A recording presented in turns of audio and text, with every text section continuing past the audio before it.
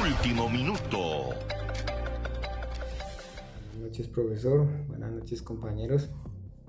Mi nombre es Roberto Castillo. Vengo a presentarles el caso de la investigación del criminal José Rodrigo González Gacha, hijo de José Joaquín Rodríguez y Berta Gacha, dos campesinos que se dedicaban al trabajo de campo, personas de escasos recursos, humildes. Allí creció, en Pacho creció Gonzalo. Él en su mente llevaba que quería ser una persona económicamente poderosa, quería salir de la pobreza porque él decía que no quería morir pobre. Esto lo lleva a salirse de estudiar. Cuando cursaba tercero de bachillerato decide abandonar definitivamente los estudios y se dirige a la ciudad de Bogotá para probar suerte, para trabajar y así cumplir con su objetivo, empezando a trabajar como mesero, ayudante de autobús. También trabajó como comerciante en la zona conocida como San Victorino. Después de un tiempo, ya dándose cuenta que no alcanza sus objetivos así, decide trasladarse a Muso, a la zona esmeraldera. Allí empieza a trabajar como guaquero. Allí es donde también empieza su vida delincuencial, al momento que conoce al zar de las Esmeraldas, el señor Gilberto Molina, quien vio en Gonzalo un gran potencial, veía su ambición. Entonces decide hacerlo parte de su cuerpo de escoltas privado, escolta personal. Esto lleva a que Gonzalo empiece a crecer en la organización debido a su temperamento, debido a su mente fría para acabar con los enemigos de en ese entonces su patrón Molina. Él crece dentro de la organización, también empieza a meterse en el negocio de la esmeralda, también exportaba sus esmeraldas, también comercializaba con ellas, empezando a obtener una pequeña fortuna. Él, viendo que la guerra entre los enemigos que tenía su patrón por el territorio de las esmeraldas, por quedarse con todo el negocio, ve que la guerra se pone demasiado cruda. Entonces él decide independizarse. Es allí donde empieza con el negocio del narcotráfico. Ve que es un negocio mucho más lucrativo que las esmeraldas. Entonces se dedica de lleno a este negocio, empezando con el de la marihuana, que le deja empieza a dejarle su pequeña fortuna, con la cual vuelve a Pacho, su tierra natal. Cuando él llega, es una persona totalmente desconocida, un don nadie para todo el pueblo. Pero cuando empieza a crecer su fortuna, empieza a comprar propiedades, empiezan a conocerlo, y hasta el punto que llega a ser el más rico del pueblo. Incluso las autoridades cerraban calles para que él pudiera salir a pasear a sus anchas sin ningún problema. Esto lo empieza a crecer, el negocio lo empieza a multiplicar exponencialmente sus ganancias, al punto de llevarlo a conocer al capo de capos en ese entonces, al señor Pablo Escobar, y a los hermanos Ochoa. Conforman el grupo del Cartel de Medellín, el famoso y temible grupo Cartel de Medellín. Para ese entonces ya él se codeaba y tenía una gran fortuna debido al narcotráfico. pasando desapercibidos los narcotraficantes. La policía, ni el ejército, ni el gobierno los tenían en el radar como delincuentes, hasta el momento que deciden eliminar al ministro de Justicia, al señor Rodrigo Lara Bonilla, que en ese momento era el único que los perseguía, el único que les había declarado la guerra directa, y él que decía que el narcotráfico iba a ser el nuevo problema del país, iba a ser la nueva forma de guerra para nuestro país. Después de la muerte del ministro de Justicia, el presidente decide dar declaraciones, y es ahí donde decide hablar del tratado de extradición a los Estados Unidos para este tipo de delincuentes. Esto hace que los delincuentes,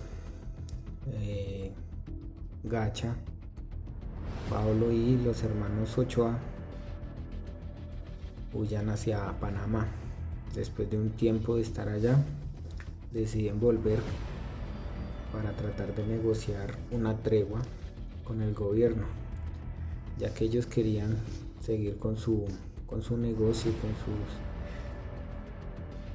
con el narcotráfico por debajo del radar, como en un principio, sin ser tan notorios.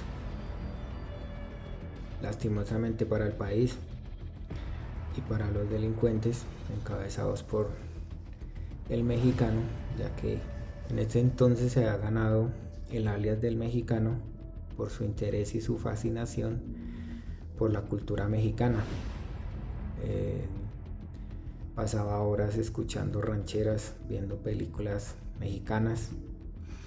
Entonces esto entre el grupo le dio el alias del mexicano. Ya en cabezas del mexicano, el grupo conocido como el Cartel de Medellín decide intentar arrodillar a la nación en una arremetida de guerra sin cuartel contra las principales entidades del gobierno, colocando carros bombas. El famoso carro bomba que colocaron en las instalaciones del Espectador, porque pues los periodistas se habían unido al gobierno para empezar a hablar de ellos, a darlos a conocer a la justicia.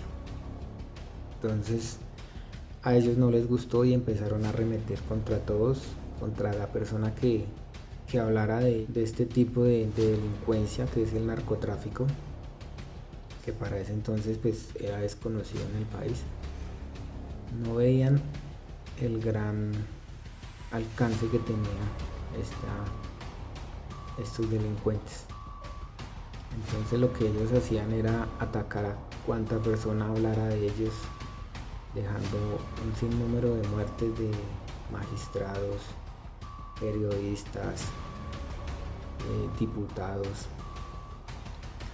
Cuanta persona se le parara al frente, daban la orden y financiaban su baja. Esto ocurrió muchas veces y el gobierno en ese entonces no hacía nada.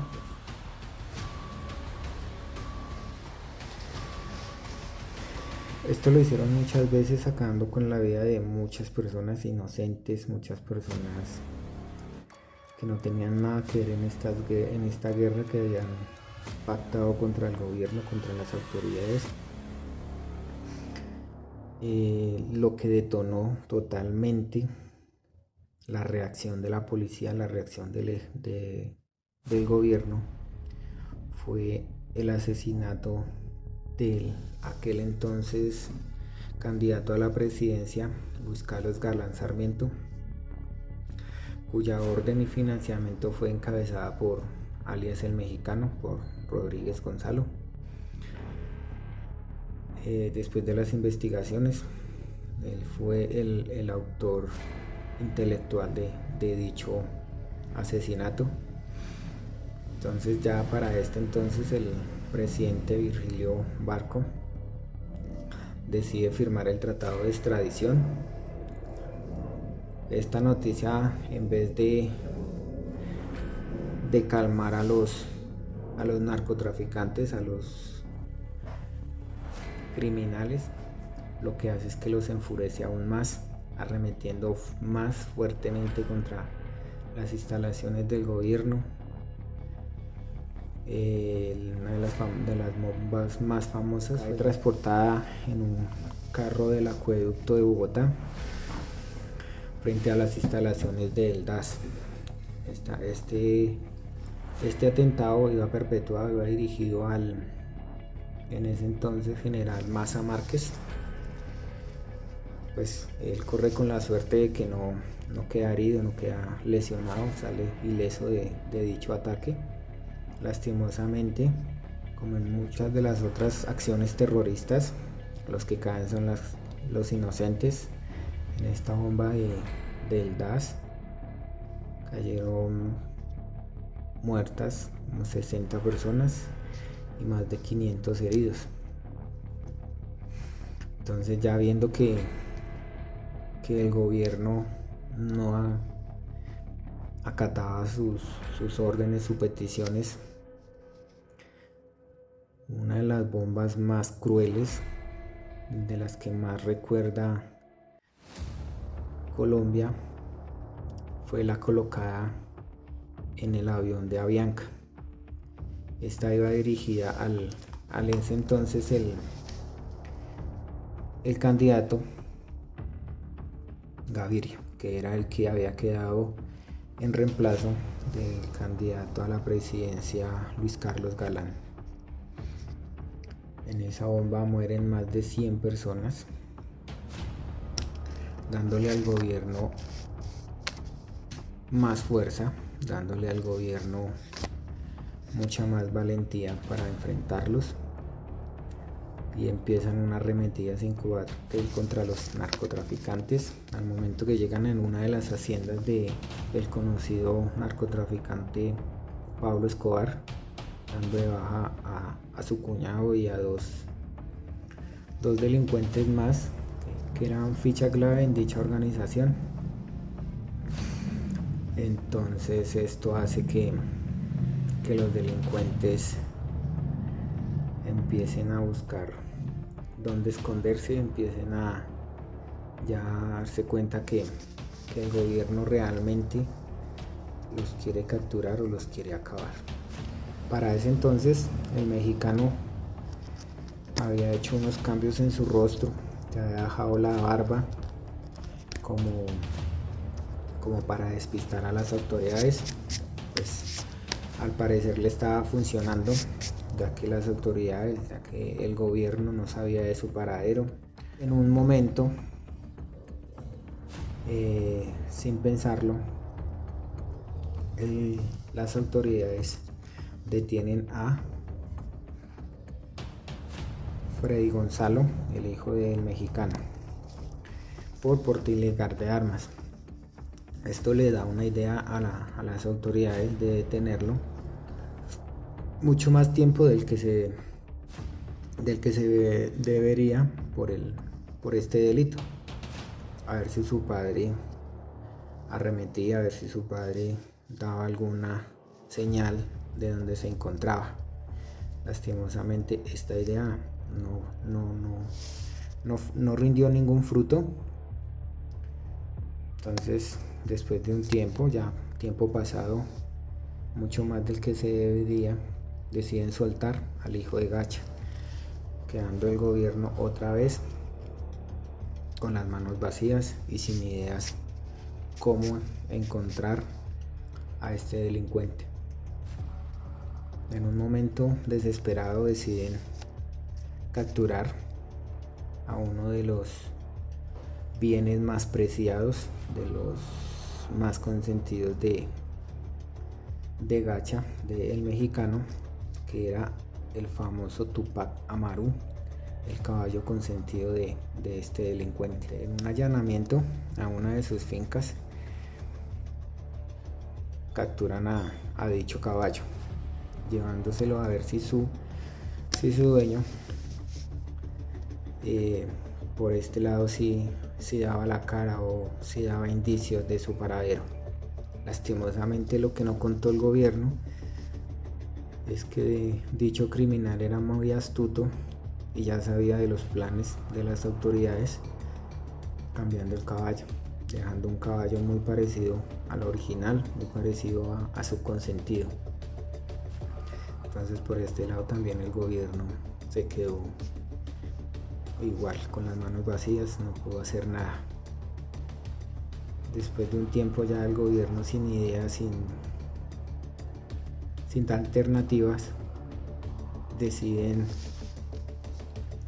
aliarse con uno de los enemigos de dicho cartel, el cartel de Cali.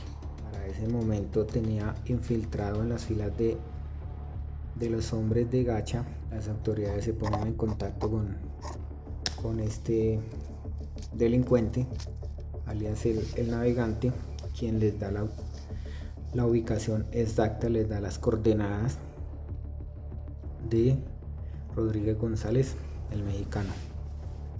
Ya con estas coordenadas y con esta nueva ubicación, deciden hacer un operativo para la captura de dicho delincuente.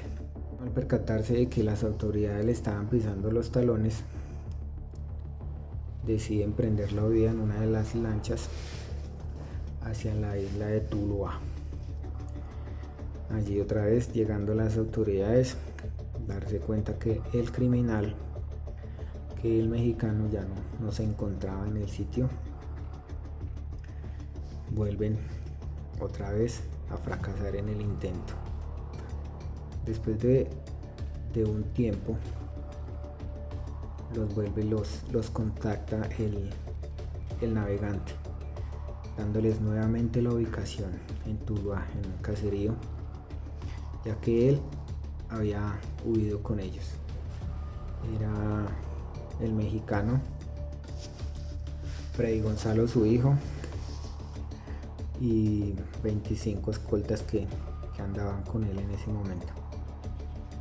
Las autoridades deciden montar un operativo en el cual más de 25 efectivos participan en él, con cuerpos élite y con 2 helicópteros artillados, decididos en esta vez a capturar o acabar con el delincuente.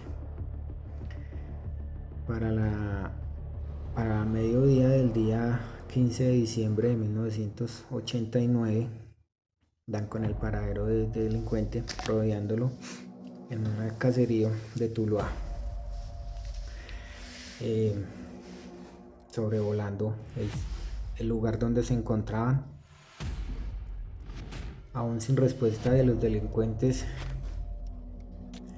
las autoridades pensaron que otra vez habían dado a la huida,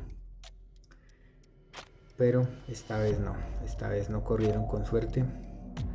Los delincuentes, en un momento de descuido, las autoridades deciden emprender la huida en un camión que se encontraba a las afueras del caserío. Las autoridades se percatan de esta huida que están perpetuando los delincuentes, en el cual el camión va, el mexicano va, Freddy Gonzalo, su hijo, más los escoltas que los acompañaban. Los helicópteros emprenden la persecución de estos delincuentes. Por largo tiempo los persiguen, ya que pues por aire no es tan fácil perderlos, hasta que el momento que ya se sienten acorralados y en un desesperado intento de de huida deciden bajarse unos ocupantes del camión. En estos baja Fray Gonzalo, el hijo del mexicano, y 4 escoltas más, arremetiendo contra las autoridades con el fin de que su padre, el mexicano, pudiera escapar, pudiera huir y no lo capturaran en esta ocasión. Empiezan a dispararle a las aeronaves y ellas hacen lo mismo. Ya empiezan con las ametralladoras de los helicópteros a responder al ataque, dando de baja a dos de los guardaespaldas que se encontraban con Freddy González, el hijo de Gacha. En un momento el helicóptero decide descender y dejar un grupo de élite para que emprendiera la persecución por tierra de los delincuentes que habían bajado del camión. Dichos delincuentes siguen enfrentándose a las autoridades. Las autoridades arremeten contra ellos, dando de baja a los 2 últimos escoltas y a Freddy Gonzalo, el hijo del mexicano. Mientras tanto, la otra aeronave, el otro helicóptero, seguía en persecución del vehículo en el que se dirigía, en el que estaba el mexicano junto a unos escoltas más. En un momento, los delincuentes se percatan que hay una patrulla del cuerpo élite de la Marina.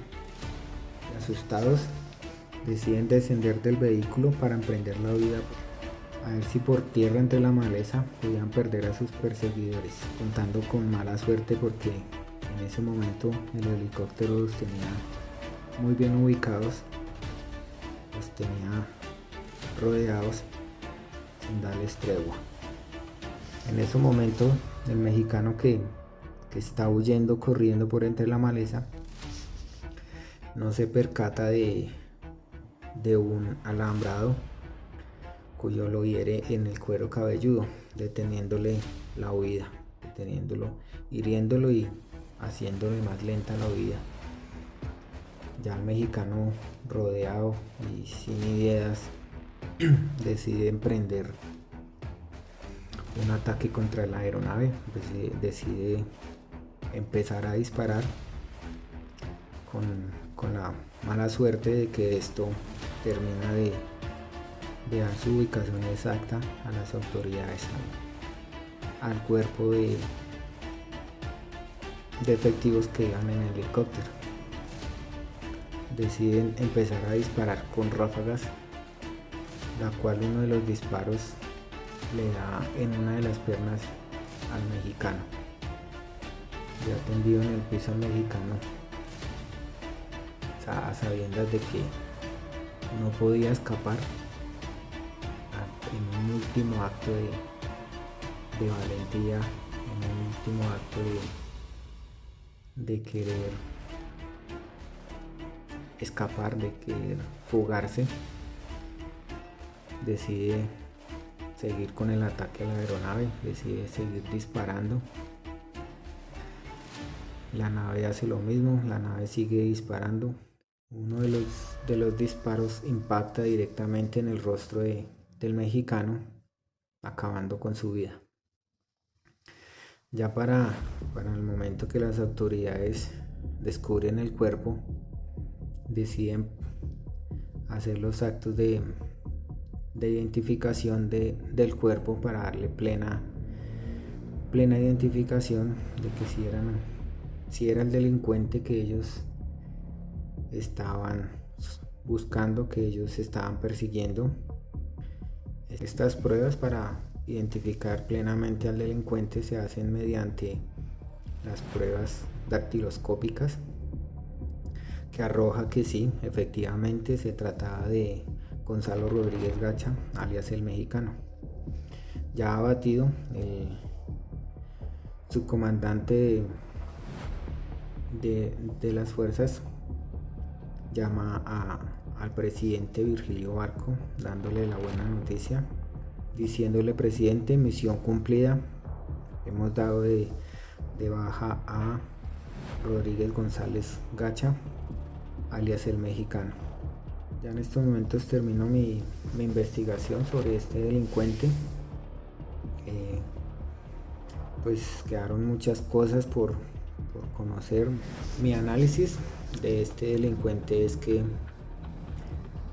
a él lo llevó la ambición, lo llevó a este flagelo, a llegar a este nivel de delincuencia, su ambición, lo llevó sus ganas de poder. Esto me deja de interrogantes: hasta dónde llega una persona por ambición, hasta dónde una persona prefiere cometer actos en contra de la humanidad, en contra de alguien más, simplemente por eso, por dinero, por un poder, al saber que como terminó él, alejado de sus mansiones, alejado de su riqueza, de sus grandes caletas, de toda su comodidad, de toda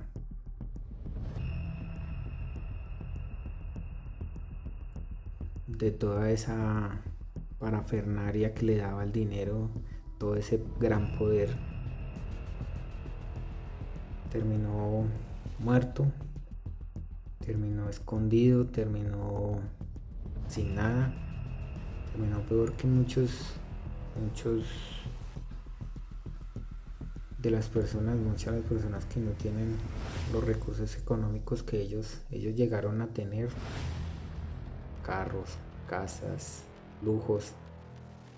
¿Y para qué? Para nada, porque a la final ni los pudieron gozar